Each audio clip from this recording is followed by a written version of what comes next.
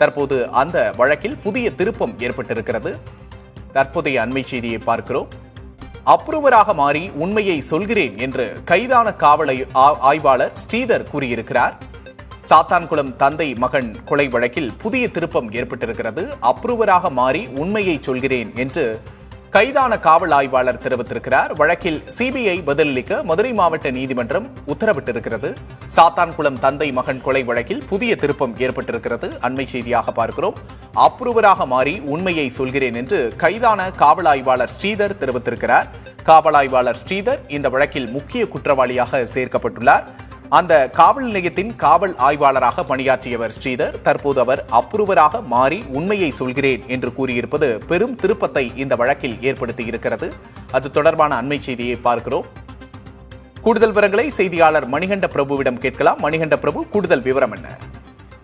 விக்னேஷ், சாத்தான்குளம் தந்தை மகன் கொலை வழக்கில் ஒரு புதிய திருப்பம் ஏற்பட்டிருக்கிறது. இந்த வழக்கில் முதல் குற்றவாளியாக இருக்கக்கூடிய ஸ்ரீதர் நீதிமன்றத்தில் ஒரு மனுவினை தாக்கல் செய்திருக்கிறார். அந்த மனுவில் நான் அப்ரூவலாக மாறி உண்மையை சொல்ல விரும்புகிறேன். அனைத்து காவலர்களும் செய்த குற்றங்களையும் முழுக்க மனசாட்சிக்கு கட்டுப்பட்டு இந்த வழக்கில் உண்மையையும் நேர்மையோடும் நான் அனைத்து விவரங்களையும் நீதிமன்றத்திற்கு தர இருக்கிறேன் என முதல் குற்றவாளி ஸ்ரீதர் நீதிமன்றத்தில் மனு ஒன்றை தாக்கல் செய்திருக்கிறார். இந்த மனு தொடர்பாக சிபிஐ பதிலளிக்க மதுரை மாவட்ட நீதிமன்றமும் உத்தரவு பிறப்பித்திருக்கிறது. குறிப்பாக தூத்துக்குடி மாவட்டம் சாத்தான்குளத்தைச் சேர்ந்த வணிகர்களான ஜெயராஜ் பென்னிக்ஸ் கடந்த 2020ஆம் ஆண்டு ஜூன் 19ஆம் தேதி காவல்துறை விசாரணைக்கு அழைத்து செல்லப்பட்டு அவர்கள் காவலர்களால் தாக்கப்பட்டு உயிரிழந்தனர்.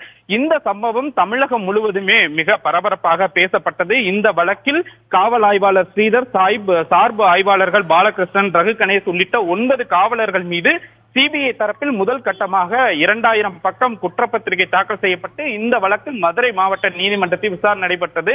இந்த நிலையில்தான் காவல் ஆய்வாளர் ஸ்ரீதர் நான் உண்மையை சொல்லுகிறேன், அதற்கு நீதிமன்றம் அனுமதி அளிக்க வேண்டும் என ஒரு மனுவினை தாக்கல் செய்திருக்கிறார். இந்த மனு தற்போது புதிய பரபரப்பை ஏற்படுத்தி இருக்கிறது. விக்னேஷ், நிச்சயமாக மணிகண்ட பிரபு, கூடுதல் விவரங்களுக்கு நன்றி.